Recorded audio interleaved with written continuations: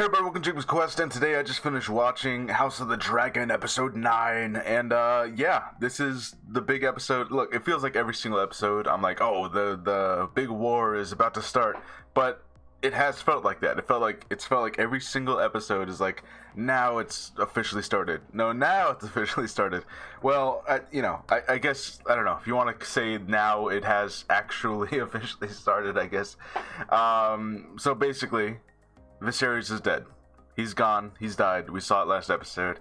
And, of course, basically, Alicent and her dad, the Hand of the King, the Otto Hightower, this guy, the big schemer this whole show, he wants to keep it quiet. He's like, okay, don't ring the bells. Don't tell Rhaenyra. Don't let this out of the castle. Everyone stay real quiet about this. They have a big council meeting where it turns out even Alicent didn't know that her dad and the rest of the council members have been plotting to let Aegon become the king the whole time. They're like, now we will enact our plan. You know, it was actually like kind of the Legion of Doom almost. Even Alicent is surprised by this. Like, whoa, hold on. This whole time? Because I'm only just finding out. And that's what I do appreciate about Alicent. I know a lot of people hate Alicent, but I will say I appreciate the fact that she's not faking this. She's not, like, she seems genuinely sad when she's told Viserys is dead.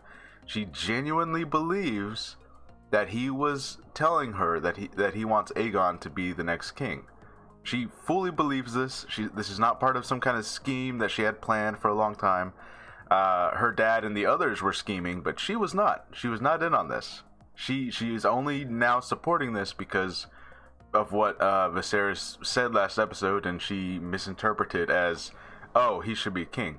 So that kind of leads me to believe, because I saw a lot of people out there saying like, what? This is all over a misunderstanding? I think what the show is basically trying to tell us is that regardless of what Viserys said or didn't say, or what Alicent heard or didn't hear, right? I think what the show is trying to tell us is that Otto Hightower and his schemers would have tried to make Aegon the king regardless. I think even in a situation where Alicent never heard anything, I think they would have taken a move. I think they would have taken these steps. They would have gone to Aegon, said, hey, let's go over here. Let's make you king. Let's do this, I think that was always the plan, right? Because they already had, like, this long-standing plan. So I think, like, it's great for them that, Alicent is now on board and had heard this thing that the king supposedly said. But they didn't need that, I don't think. I think they would have made this move anyways. That's the truth. So yeah, basically they all keep it real quiet, but no one can find Aegon. So now it's up to Alicent and Otto Hightower. They're both competing to find Aegon first because basically they have this big disagreement about what should be done with Rhaenyra. Otto Hightower wants to kill Rhaenyra and Daemon and everyone else that's on their side. Just kill them quickly. Now how they plan to accomplish this, maybe we'll never know how they would have done it quickly and quietly, right? Like, try and hit him by surprise, I guess. I don't know. How would you even accomplish such a thing? But that was what he wanted to do. But Alicent's like, no. Viserys wouldn't want his own daughter murdered like this. There's no way. And Otto Hightower's like, really? Come on. I don't care about what... basically, he does not give a damn what Viserys wanted, right? He's never cared about that at all. But Alicent, again, this is like a redeeming quality of hers. She actually does care. She cared about what Viserys would have wanted. She cared about what she thinks he said. Like, she's being completely genuine in this moment. So she's fighting against that, and so now they're both racing. They send people out on opposite sides saying, like, no, let's try and get to Aegon first. Because, basically, if Otto gets to Aegon first, he's going to start whispering all these ideas in his brain. Because that's what he does. He's whispering, He's a sneak guy, He starts getting inside your head and starts giving you ideas, things that he wants to be done, So, yeah, that's like the entire first half of this episode is just people looking for Aegon, and then we find out, like, Otto Hightower kind of discovers this network of spies, and it's this lady called the White Worm, but then they kind of allude to, spiders, because we all know where this is leading, where, the spider, the guy, what do they call it? The Master of Whispers? What's his official title? I don't remember. But his official title, whatever that is, that doesn't exist yet. That's something to note, is that like there's not a Master of Whispers or Master of Spies or whatever they call them.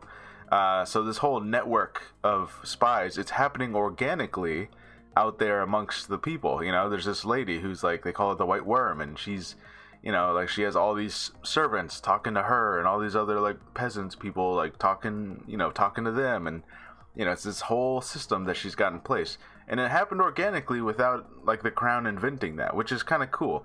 Now, of course, by Game of Thrones time, we know that we have what's his name, Master of Whispers, who like, so it becomes an official status point. But right now, it is just like this organic thing, and I'm sure that she's gonna come into power, because now she's helping Otto Hightower, and I'm sure that they're gonna be like, hey, you know what? How about I just make this official? You're like my whisper person. You know secrets and stuff. So you just do what you're already doing, but now you have like a title. I think that's essentially what's gonna end up happening, and so that's where that position comes from.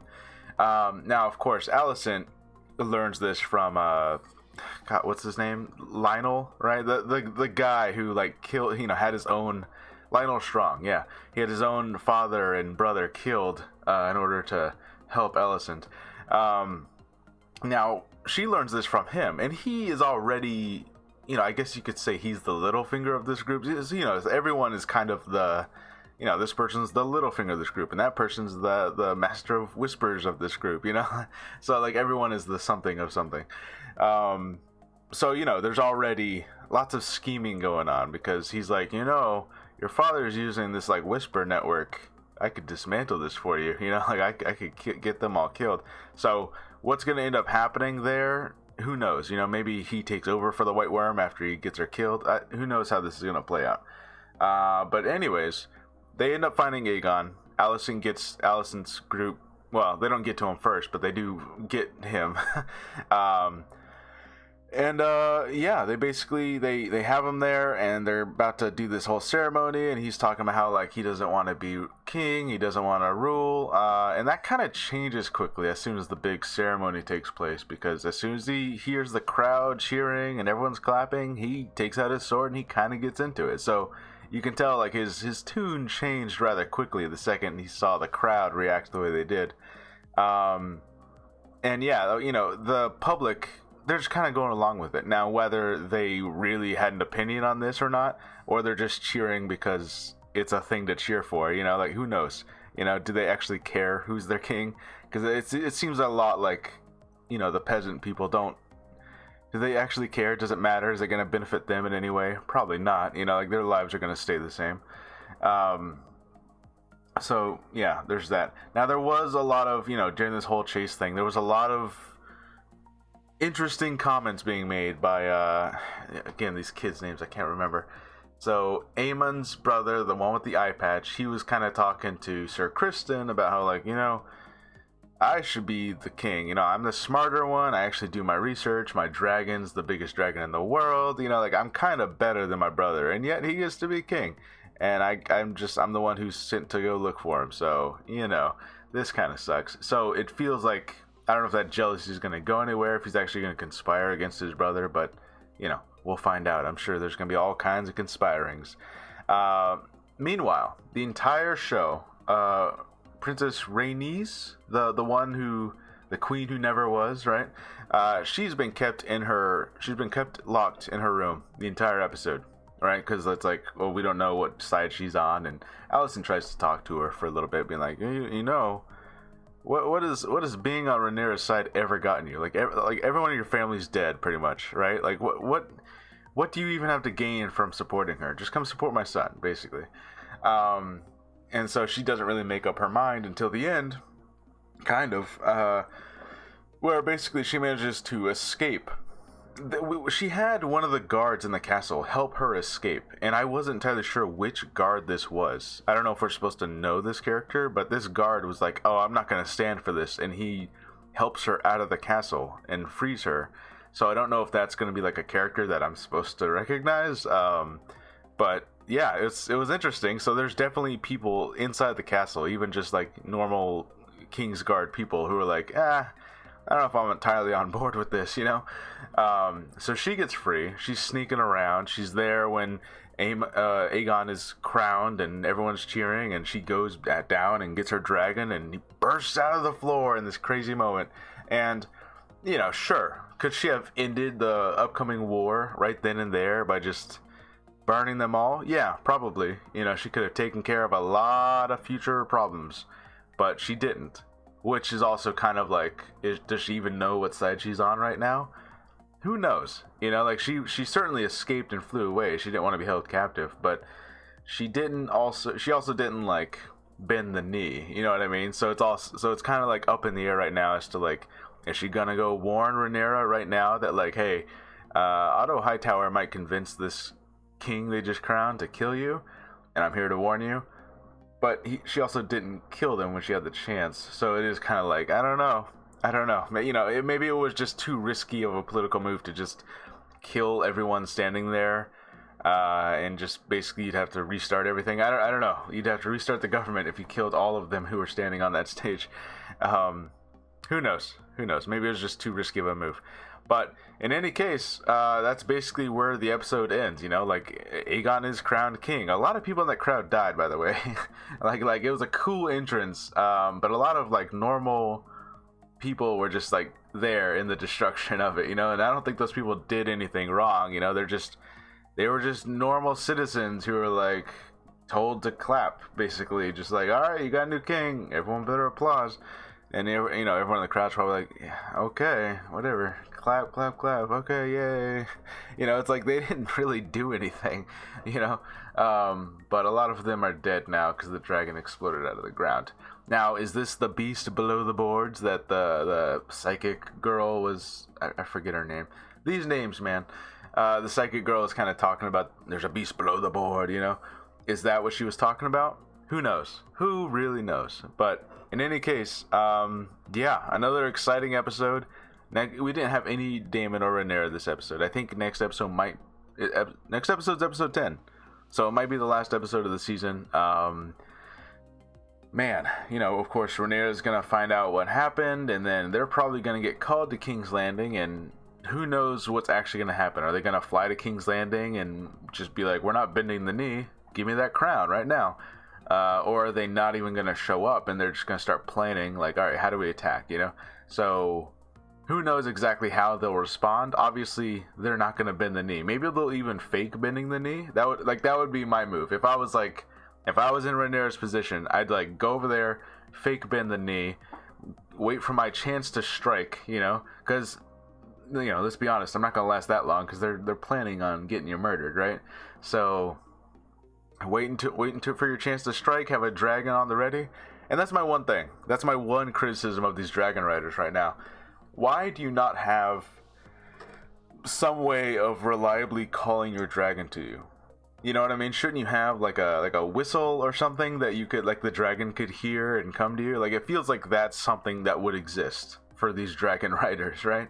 Because can you imagine how easy this would have been if Rhaenys, the queen who never was able to just like do a whistle out the window and call the dragon to her? But it doesn't happen, you know. So I don't know. Like if I was a dragon rider in this show, that's like the first thing I would do, because it feels like that would solve a lot of problems. The moment there's a threat, you just blow the whistle, and it's like, all right, the dragon will be here in like 3 minutes, you know. So I don't know. That's just me. It feels like that is a thing that should exist, or maybe that's just too unrealistic. I don't know. Anyways, another great episode. You know, once again, I'm saying the war's almost here. The war's almost started. But I mean, it is like right here. This whole show has just been the war is almost about to start, kind of. It's like right here. But yeah, I think I don't know if this was true, but I heard someone say 4 seasons for this show. And I don't know how true that is. Maybe, I don't know if that was someone just guessing or if that was like an actual report I was looking at. But yeah, in any case, you know, the show continues to be amazing, you know, and I kind of tweeted the other day, like, what if after all this amazingness, after all the, you know, like, oh, Game of Thrones is back, they actually did it, everyone's really loving the show, it's a success, against all odds, it actually is working. What if after all that, the ending still sucks. Somehow, after all that, the ending is still like, wow. Man, that'd be crazy. Anyways, let me know what you guys think about House of the Dragon. And we got like one episode left, I think. So, pretty cool stuff. All right.